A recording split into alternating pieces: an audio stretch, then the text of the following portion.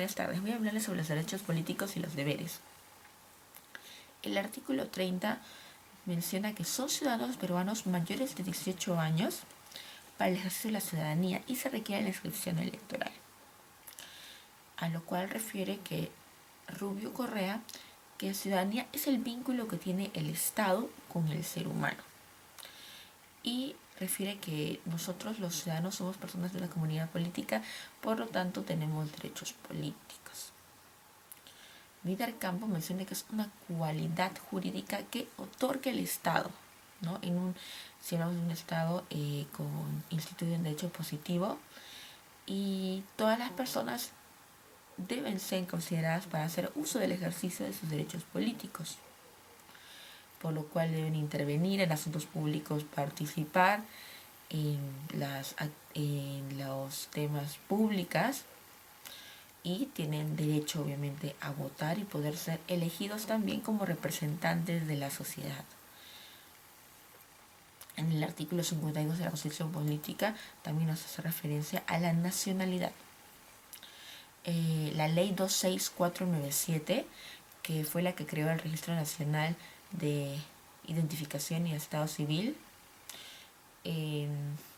esta menciona que es a partir de los 18 años que se puede hacer uso del ejercicio de voto. Sin embargo, desde los 17 años sabemos que ya se puede tramitar el DNI. Sin embargo, no le permite poder votar a una persona de 17 años. Lo que se está haciendo últimamente es tramitar y promocionar el DNI electrónico, por lo cual salió la resolución jefatural número 000221-2019, JNAC RENIEC, que es la que promueve el uso para poder también hacer todos los trámites vía electrónica, y entonces se puede aprovechar esta firma y poder identificarse vía electrónica. Entendemos que el artículo hace referencia a la parte de la instrucción electoral. Hubo un canje también de la libreta electoral para el DNI. Esta fue también una resolución jefatural, varias resoluciones, la 058, la 059, la 060 del año 2003, _HEF/RENIEC, para que se pudieran canjear estas elecciones electorales por un DNI. También se sabe que las personas mayores de 60 años no tienen la necesidad ya de renovar el DNI, porque tienen una edad en la que su DNI ya se tornaría, digamos, no tiene vencimiento a partir de 60 años en adelante. García Toma, por su parte, considera que los derechos políticos son personales, son parte de los derechos fundamentales. De igual forma, se consideró por el Tribunal Constitucional que son derechos fundamentales, son intuito personal en el expediente número 005511-2007-PA/TC del Tribunal Constitucional. ¿Qué no se menciona en el artículo 31? Que la participación ciudadana tiene que estar necesariamente en los asuntos públicos. Tiene que haber una participación ciudadana. Por eso, este artículo dice que los ciudadanos tienen derecho a participar en los asuntos públicos mediante, estos son los mecanismos: referéndum, iniciativa legislativa, remoción o revocación de autoridades, y puede demandar una rendición de cuentas. ¿Quiénes son los encargados de fiscalizar? El Ministerio Público, la Contraloría General de la República. El hecho de que tengamos una participación ciudadana, seríamos personas que estaríamos haciendo uso de este derecho político que nos pertenece.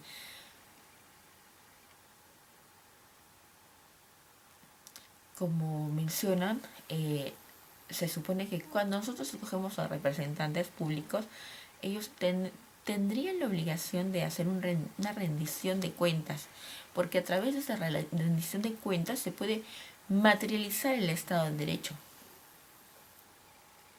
Las funciones que debe tener nuestro gobierno y las autoridades políticas son de aplicar estas buenas prácticas, las buenas prácticas de un buen gobierno, para que pueda haber un acercamiento y una confianza de parte de la población hacia la gobernanza que ellos tienen, ¿no? Para demostrar que cumplen con los mínimos requisitos de eficacia, de legitimidad, es lo que refiere a Bermúdez Tapia. El derecho político nos otorga el derecho a elegir y ser elegido. El ciudadano pueda manifestar sus malestares o su gratitud hace que pueda tener un contacto con la realidad social y política, los gobernantes, porque los que estamos directamente en el campo con los problemas y los asuntos que deben de arreglarse o que deben tomarse en cuenta para alguna política pública somos los ciudadanos y somos justamente los que tenemos que comunicar, participar para hacer de conocimiento a las autoridades políticas. ¿Y cuál es el lugar más cercano que tenemos para hacer uso de este derecho? Es la municipalidad. Porque la municipalidad es la institución más cercana que puede tener el Estado con el pueblo. En el artículo también menciona que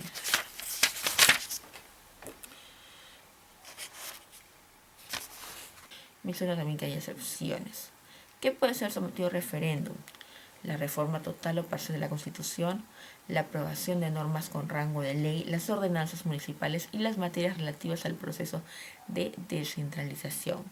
Y por tanto no pueden someterse a referéndum la supresión o la disminución de los derechos fundamentales de la persona, ni las normas de carácter tributario y presupuestal, ni los tratados internacionales en vigor.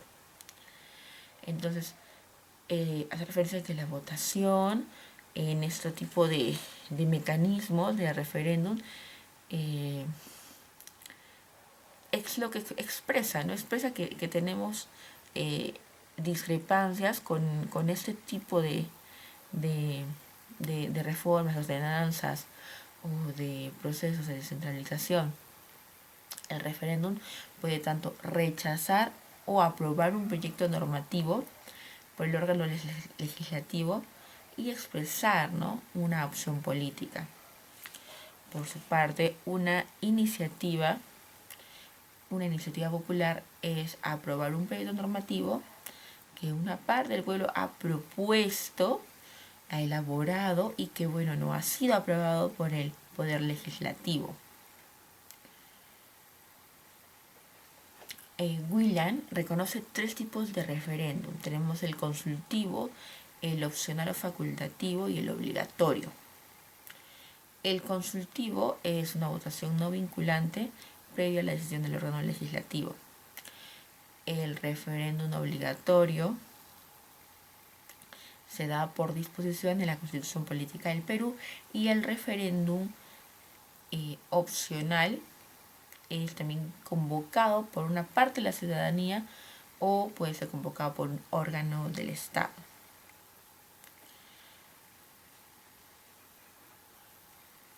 La Ley 26.300 habla de la Ley de los Derechos de Participación y Control Ciudadanos.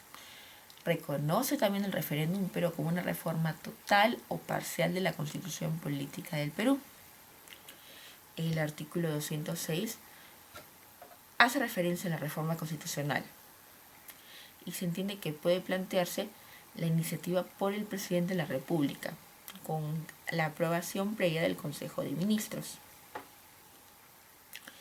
En el caso lo planteen los ciudadanos, tiene que ser un equivalente al 0.3% de la población electoral, o sea, la que puede votar. Cuando nos hace referencia a que se puede someter a referéndum una ordenanza municipal, quiere decir que se tiene que convocar a los ciudadanos que viven en esa circunscripción territorial. Y ellos son los que pueden ejercer este derecho a poder someter esta ordenanza a una aprobación o un rechazo.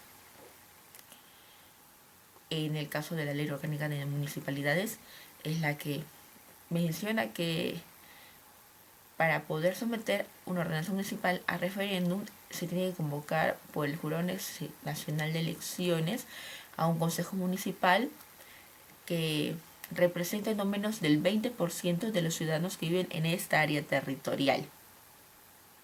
Cuando hace referencia a la parte de procesos de descentralización, tenemos una ley, la ley 27783, y en su artículo 32 menciona, ¿no?, los procesos de centralización.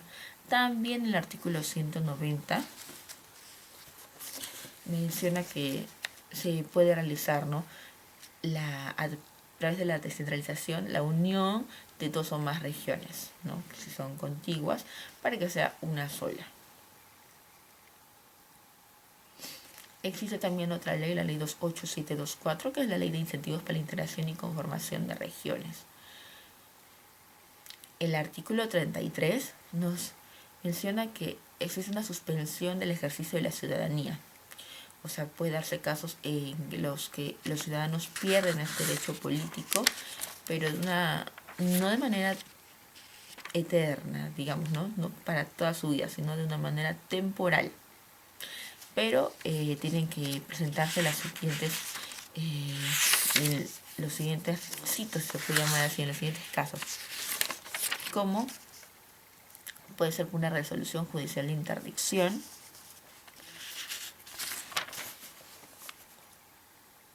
por sentencia con pena privativa de libertad, por sentencia con inhabilitación de los derechos políticos. En Urbiola también hizo referencia a lo que quiere decir ciudadanía. Para él, la capacidad de la participación en la comunidad, sometida bajo un ordenamiento jurídico.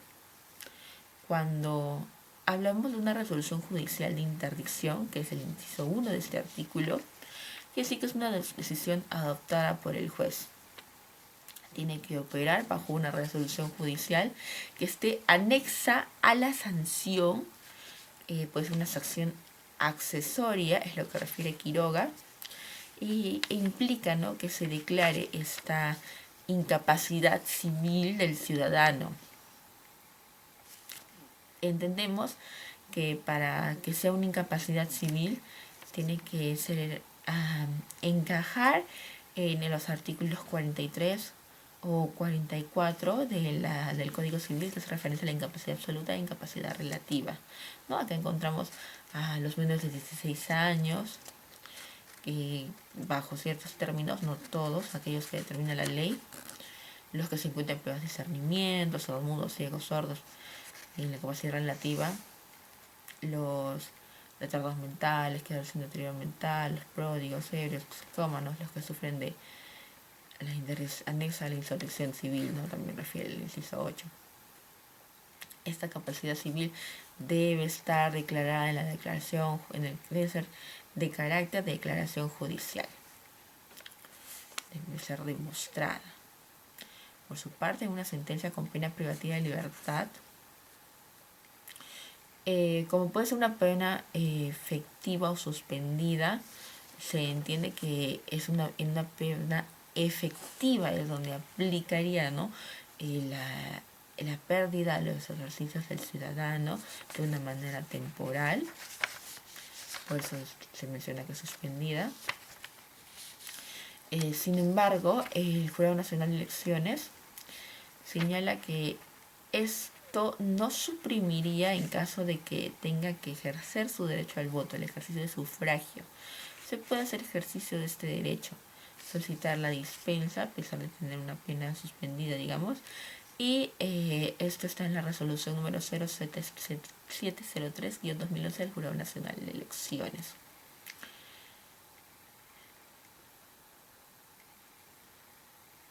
Sin embargo, entendemos que en la pena efectiva sí existe, ¿no?, la suspensión de la ciudadanía, porque no se va a pedir una dispensa para que puedan emitir este derecho al voto. Sería, esto nos menciona Rubio Correa. Por su parte, en el inciso 3, por sentencia con inhabilitación de los derechos políticos, el Tribunal Constitucional en su expediente número 2739-2006-PA manifiesta que debe encontrarse expresamente en la sentencia condenatoria, y esta vendría a ser una sanción accesoria de suspensión de los derechos políticos. El artículo 34 nos menciona que los miembros de las Fuerzas Armadas y la Policía Nacional tienen también derecho al voto y a la participación ciudadana, regulados por la ley, y no pueden postular, sin embargo, a cargos de elección popular, participar en actividades partidarias o manifestaciones ni realizar actos de proselitismo mientras no haya pasado a la situación de retiro de acuerdo a ley. Esto se incorporó en la Constitución a través del artículo 28480, que agregó estas atribuciones a los policías y las Fuerzas Armadas, ¿no? Porque entendemos que todos tenemos los derechos fundamentales, y si es un derecho fundamental hacer ejercicio de esta ciudadanía, no tendría por qué cubrir a unas personas sí y a otros no, por el ejercicio, por su trabajo, por lo que han escogido para desempeñarse, ¿no?, en la vida. Se supone que todos son pasibles de tener estos derechos fundamentales porque es propio de un ser humano, por eso ese carácter de fundamental, intuito personal, como refiere García Toma. Entonces, lo que se hizo fue agregar lo que faltaba a la Constitución para que la Policía Nacional y las Fuerzas Armadas ejerzan, ¿no?, este derecho al voto. El Tribunal Constitucional, por su parte, señala que la vinculación de estos derechos, cualquiera sea de los poderes en los que están inmiscuidos en el órgano público, tiene que tener una eficacia. De esta forma se va a denominar a la eficacia vertical de los derechos fundamentales. Se supone que es una consecuencia de tener estos derechos fundamentales el poder hacer ejercicio del voto, a pesar de no poder participar para un cargo de elección popular, para ser representante tal vez de una comunidad o ejercer una función pública, ¿no? Pero el derecho al voto sí les pertenece. El artículo 35 hace referencia a las organizaciones políticas. Las organizaciones políticas es una manifestación también del Estado de Derecho en el que vivimos. Los ciudadanos pueden ejercer individualmente sus derechos a través de organizaciones políticas como partidos, movimientos, alianzas, conforme a la ley, y tales organizaciones concurren a la manifestación, formación de la voluntad popular. Su inscripción del registro correspondiente les concede personalidad jurídica. Mediante ley se establecen disposiciones orientadas a asegurar el funcionamiento democrático de las organizaciones políticas y la transparencia sobre el origen de sus recursos económicos, así como su verificación, fiscalización, control y sanción. Hablando de organizaciones políticas, la ley 28094, que es la ley de organizaciones políticas, denomina partidas a las que están inscritas en el registro de partidos políticos. Denomina que estas son unas instituciones fundamentales para la participación política de la ciudadanía y son las bases del sistema democrático. Sin embargo, entendemos que esas organizaciones políticas necesitan un sustento económico para poder vivir. Y he allí el problema que radica, digamos, de las organizaciones políticas, ¿no? Porque existe un financiamiento que normalmente es de carácter privado y bueno, ha sido sometido a bastantes críticas por los padrinos o las personas que ofrecen o dan a los partidos políticos una cuantiosas sumas de dinero a cambio de qué, de favores políticos, lamentablemente, ¿no? Entonces, como mencionamos, este financiamiento puede ser público o privado y se rige por ley conforme a criterios que deberían haber, criterios sobre todo de transparencia y de rendición de cuentas, ¿no? Debería ser un poco de carácter público. El financiamiento público promueve la participación y fortalecimiento de esas organizaciones políticas, y el financiamiento privado se realiza a través del sistema financiero con las excepciones, topes y restricciones correspondientes. Existe un financiamiento que es ilegal, que obviamente va a generar una sanción administrativa, civil y penal. El Tribunal Constitucional, en la sentencia número 0003-2006-AL/C, manifiesta que los partidos políticos expresan intereses distintos en la sociedad. Se supone que cada partido político ejerce un derecho, ¿no?, de manifestar su opinión. Y esto enriquece bastante la política pública, ¿no?, la diversificación de pensamientos, y engloba también una serie de ideas para poder mejorar las políticas públicas. Va a representar el espacio en el que un ciudadano puede manifestarse libremente, ¿no? Para decidir y tener una opción a qué partido político se adecua más a su pensamiento, a lo que él aspira, a lo que él quiere para su país. González y Jiménez afirma la importancia de los partidos políticos en la sociedad porque esto afirma la garantía que tenemos como ciudadanos para participar y hacer ejercicio de este derecho, ¿no? De la participación ciudadana. Los partidos políticos obviamente tienen una naturaleza privada y se les confiere el ejercicio de funciones de acuerdo a su ley, en adición al contenido de libertad de asociación de carácter privado de una organización política. Se suma la razón de que tiene que ser de naturaleza y de carácter democrático, ¿no? Para que pueda cumplir la formación de una voluntad popular, porque somos un Estado democrático. Además de que se le reconoce su personalidad jurídica, porque está sujeto al sistema electoral peruano.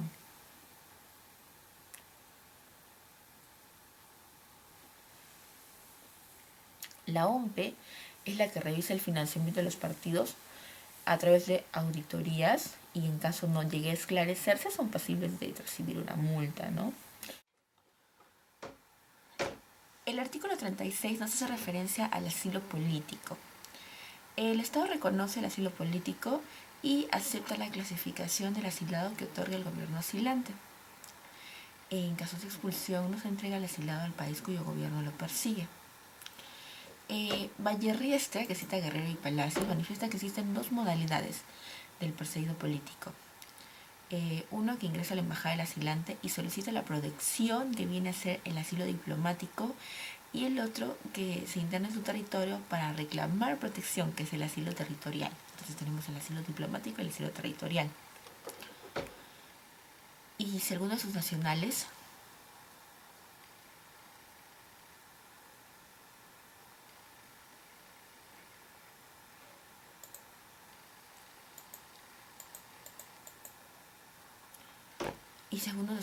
reside en otro país, puede alentar la renuncia a reclamar a terceros estados en caso de Perú ser el asilante.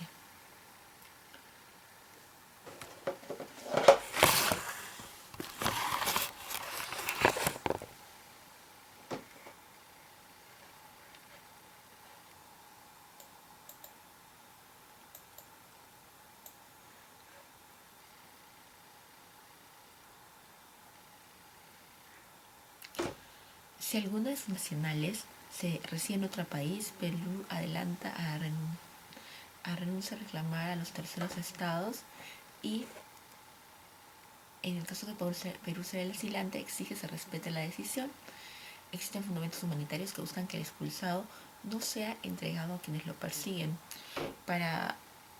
sobre todo porque podría ser pasible de alguna represalia o de algún acto de venganza, y puede darse el caso de que gestiona con un tercer estado para que cumpla la acción de asilante en caso deba ser expulsado. Sin embargo, ¿cómo?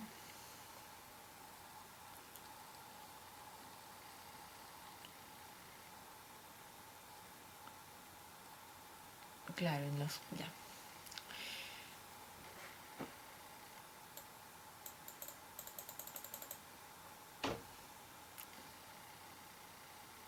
En el caso de que algunos nacionales resida en otro país, Perú adelanta una renuncia a reclamar por el nacional, y en el caso de los terceros estados con Perú, cuando Perú es el asilante, exige que se respete la decisión, ya que existen fundamentos humanitarios para no poder expulsar a esta persona del país, y ya que a veces quienes lo persiguen pueden ser responder a represalias o algún acto de venganza. En algunos casos también se puede gestionar con un tercer estado para proteger a la persona, y en caso no se dé esta disposición, pues no se ejecuta la expulsión de nuestro país, ¿no? al perseguido. El artículo 14 de la Declaración Universal de los Derechos Humanos hace referencia al derecho al asilo. Más que todo se consolidó esto porque durante el Holocausto y la Segunda Guerra Mundial se cobraron muchas vidas y hubo un número sustancioso de personas que buscaban refugio, ¿no? Entonces, para salvar la vida de esas personas del peligro, es que se reconoce, ¿no? a refugiarlos y darles un estado de protección, ¿no? En el 2016, los 193 Estados miembros de las Naciones Unidas adoptaron por unanimidad la Declaración de Nueva York para los refugiados y migrantes, para proteger a estas personas de sus propios países, ¿no? Para que los ayuden, los apoyen y los alberguen. Esto abrió paso también para abrir nuevos pactos. Ya en el 2018 se dio un pacto mundial de refugiados y un pacto mundial para la migración segura, ordenada y regular. La ley 27840 es la ley del asilado, en la cual define al asilo como una protección que el Estado otorga en su territorio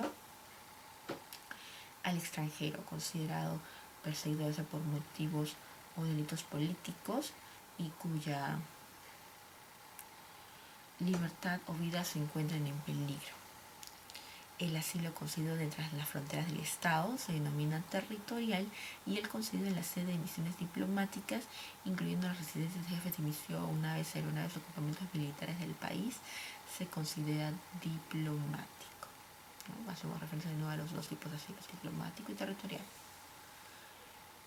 Y en tanto se decía la situación del solicitante, cosa de manera provisional de la producción del Estado, ¿no? Hasta que no haya nada decidido. El artículo 37 hace referencia a la extradición. La extradición se concede por el Poder Ejecutivo previo informe de la Corte Suprema en cumplimiento de la ley y de los tratados y según el principio de reciprocidad. No se concede extradición si se considera que ha sido solicitada con el fin de perseguir o castigar por motivo de religión, nacionalidad, opinión o raza. Quedan excluidos de la extradición los perseguidos por delitos políticos o por hechos conexos con ellos. No se considera tales el genocidio, ni el magnicidio, ni el terrorismo. Vallarriestra cita al Tribunal Constitucional definiendo la extradición como un instituto jurídico que viabiliza la entrega de un individuo por parte de un Estado. El Estado es el requerido a los organismos jurisdiccionales competentes de otro, que este vendría a ser el requiriente, para que el enjuiciado cumpla con la condena correspondiente y pueda ser reclamado para la culminación o juzgamiento de cumplir su pena, ¿no? Jiménez de Azúa la caracteriza por darse en el contexto internacional. El procesado debe ser condenado bajo su presencia, obedece la premisa de que no hay crimen si hay una ley preexistente de por medio. La extradición puede ser activa con solicitud de entrega del requisito otorgado por el Estado para que pueda juzgar al prófugo, o puede ser pasiva, la que corresponde al estado de refugio. Hay una extradición también en tránsito, que es la autorización para el paso por el territorio nacional de la persona reclamada y entregada a terceros estados. También se puede dar la ampliación de la extradición mientras no llegue a formalizarse esta. Y bueno, en los casos de genocidio, crímenes de lesa humanidad, crímenes de guerra, se puede acudir a la Corte Penal Internacional. En esos tipos de clasificación de extradición se puede dar también una cuasi extradición referente, que hace referencia a las personas o los perseguidos, delincuentes, refugiados de navíos o marineros, desertores anclados en su puerto. Puede haber también extradiciones que sean fraudulentas o disfrazadas, ¿no? En fines de favores políticos. Los principios formativos que se toman en cuenta son la legalidad, la especialidad o la incriminación, el estado de tener la competencia, la causa no debe haber prescrito y de haber inextrabilidad en delitos políticos, la estabilidad de los nacionales en casos de había gravedad de infracción, de una exclusión de tribunales especiales para el juzgamiento, de una exclusión de tribunales militares y no debe haber aplicación de la pena de muerte.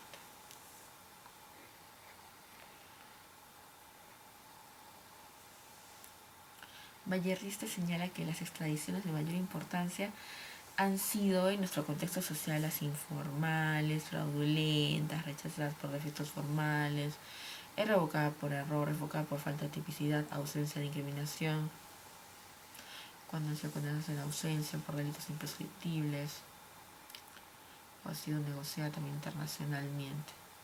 Villavicencio refiere que el procedimiento de entrega, a diferencia del cual se fundamenta en sustituir el procedimiento por uno más ágil.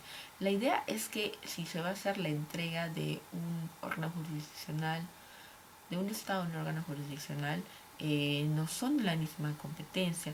En todo caso, para agilizar esto, Villavicencio menciona que debería hacerse una entrega, en vez de ser de Estado a Estado, que sea una disposición de un órgano internacional a un Estado que se le reconoce jurisdicción, que sea de un órgano jurisdiccional a otro órgano jurisdiccional, ¿no? Que sean los dos de la misma competencia y o en caso sea también con un organismo, también un órgano internacional.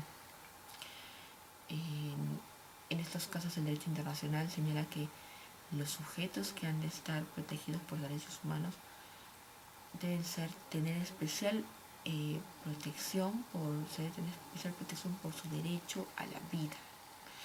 Esto se menciona en el Tribunal Constitucional en sentencia expediente 2278 y en 2010. Por otro lado, el artículo 38 nos habla de los deberes con la patria. ¿Qué es lo que pasa? Que todos los peruanos tenemos el deber de honrar al Perú, de proteger los intereses nacionales, respetar, cumplir, defender la Constitución y el ordenamiento jurídico de la nación. Ese es un deber que corresponde al hecho de ser peruano, ¿no? Palomino y Paiva citan al TC y señalan que en un Estado constitucional democrático la norma suprema es la Constitución y ese principio exige el cumplimiento de las bases constitucionales, señalando que es un deber de las personas civiles, económicas, sociales, militares, que estén en armonía, cual sea su condición, con la Constitución. Artículo 39 nos aclara quiénes son funcionarios y trabajadores públicos. Todos los funcionarios y trabajadores públicos nos menciona que están al servicio de la nación, en la cual el presidente de la República tiene la más alta jerarquía en el servicio de la nación, presidido por los representantes del Congreso, ministros de Estado, miembros del Tribunal Constitucional, el antes Consejo de la Magistratura, el Consejo de la Magistratura, magistrados supremos, el fiscal de la Nación, el defensor del pueblo y los representantes de los organismos descentralizados, alcaldes, de acuerdo a ley. Tenemos la ley 30057, que es la ley del servicio civil. Esta reconoce 4 tipos de servidores civiles. Tenemos al funcionario público, al directivo público, al servidor civil de carrera y al servidor de actividades complementarias, en las cuales los que se mencionan como funcionario público son los representantes políticos que ejercen un cargo público representativo, los que se han escogido, se puede decir así, para que nos representen. ¿Quiénes son? Los gobernantes, vicegobernantes, consejeros regionales, alcaldes, ministros, secretarios, gerentes de gobierno regional, agentes municipales. Los directivos públicos son los que tienen funciones de organización, dirección, toma de decisiones sobre recursos a su cargo. Un directivo público puede ser un subgerente.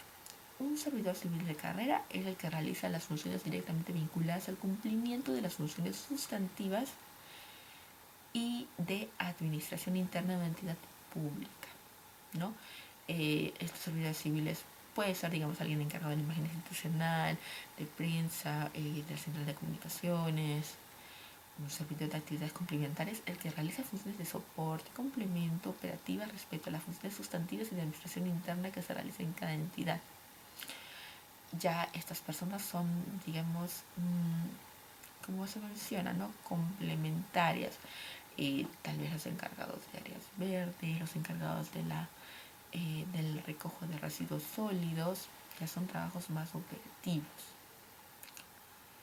Existe también otro porcentaje reducido que son los servidores de confianza.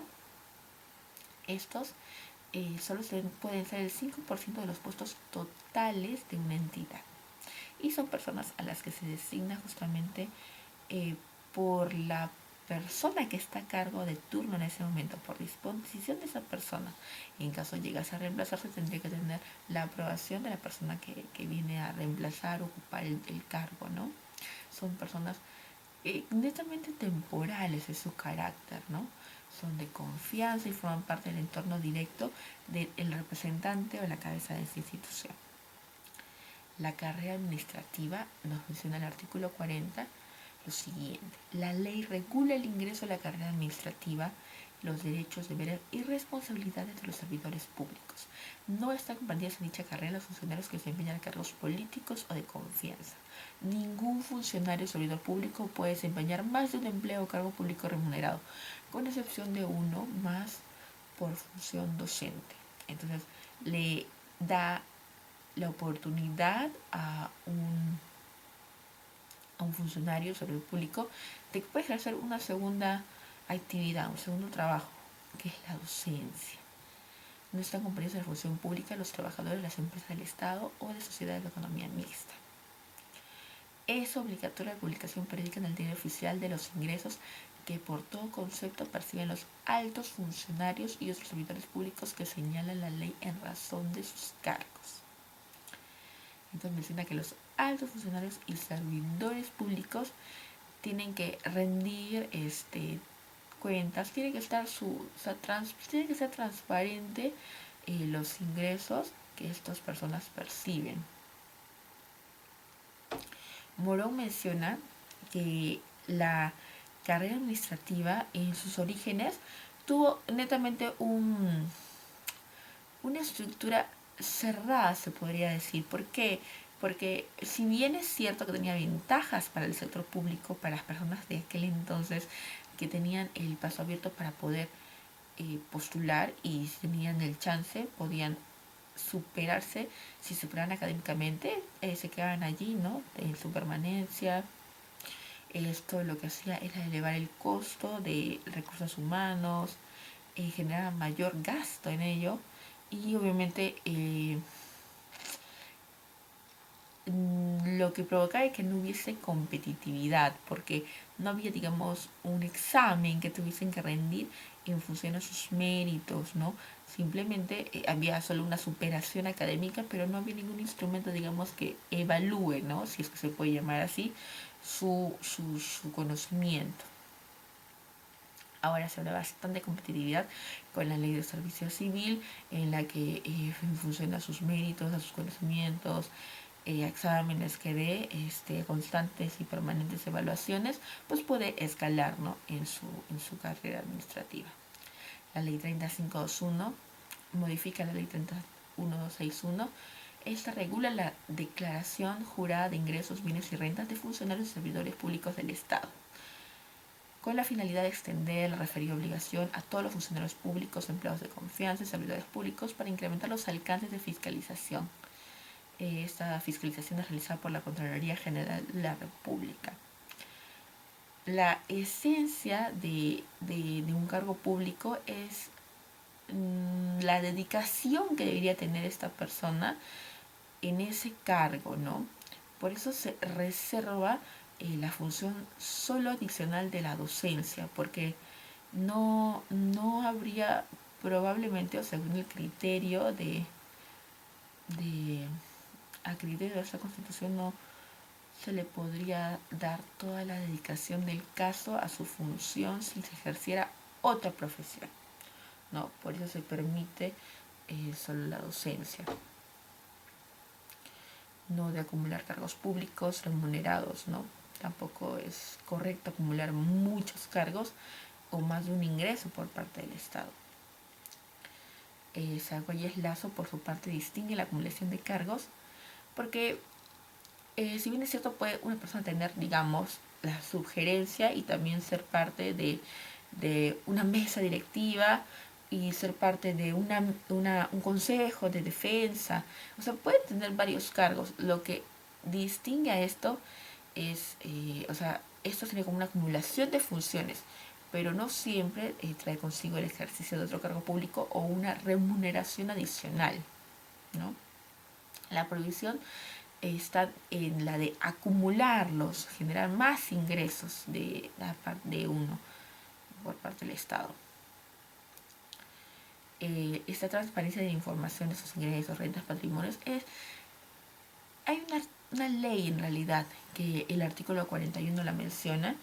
El artículo 41 refiere que hay una declaración jurada de bienes y rentas de los funcionarios y servidores públicos que señala la ley o que administran o manejan fondos del Estado de organismos sostenidos por este, deben hacer declaración jurada de bienes y rentas al tomar posesión de sus cargos durante su ejercicio y al cesar en los mismos. La respectiva publicación se realiza en el diario oficial en la forma y condiciones que señala la ley.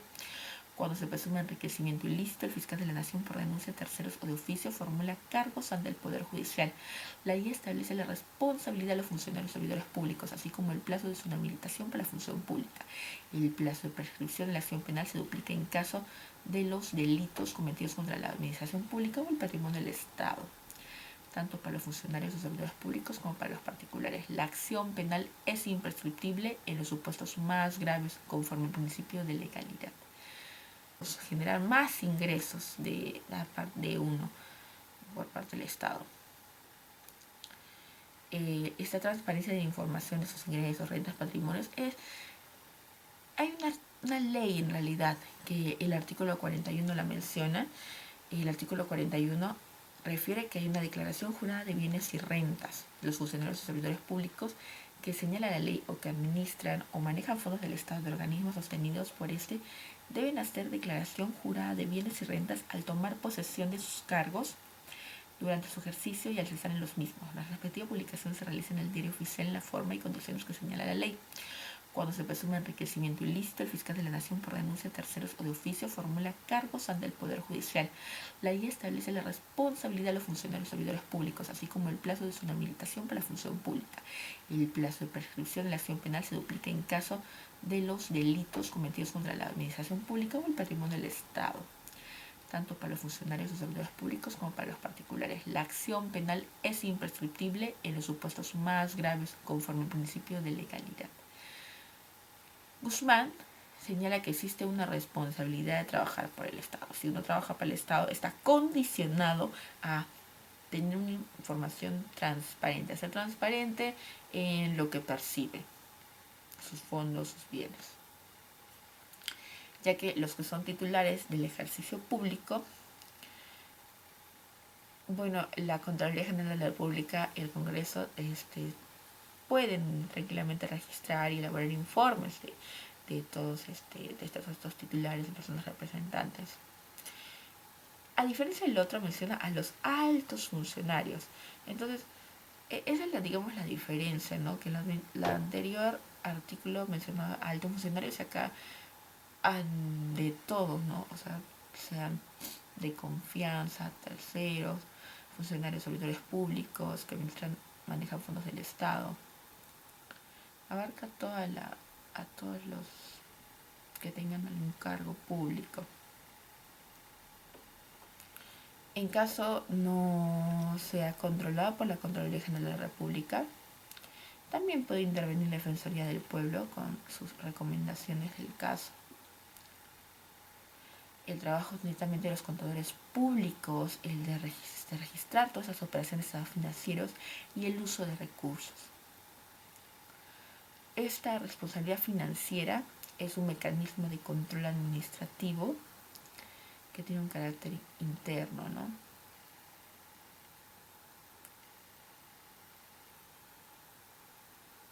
También puede ser de carácter externo, o sea, dependiendo de quién sea el contralor.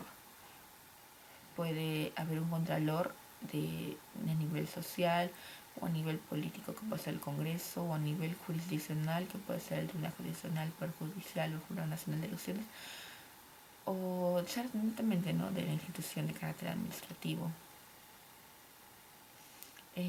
Esto, si bien es cierto, hay organismos que son de origen horizontal, origen vertical. Entonces, cuando existe esta relación de jerarquías entre órganos de una misma entidad, puede, por ejemplo, un ministro y el organismo público centralizado ante su sector, el que puede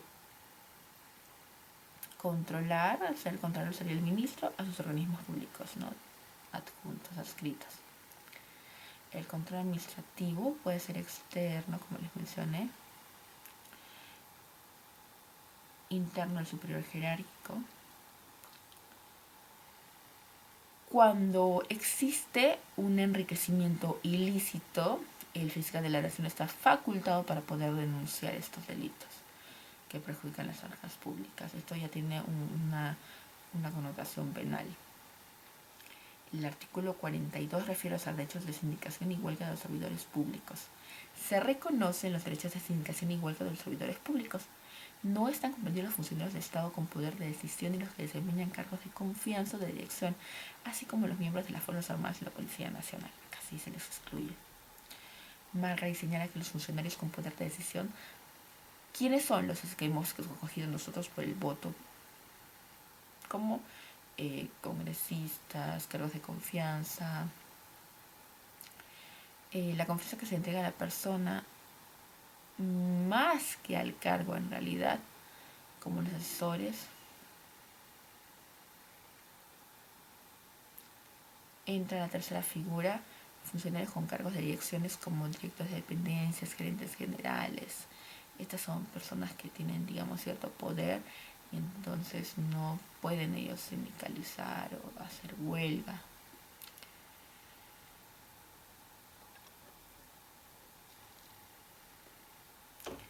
El derecho de sindicalización está amparado por el Decreto Supremo 00382-PCM, que es el derecho a constituir organizaciones sindicales, y el Decreto Supremo 02682-JUS, que dicta disposiciones para el mejor cumplimiento del Decreto Supremo 00382, ¿no?, para la aplicación del Convenio 51 de la Organización Internacional del Trabajo.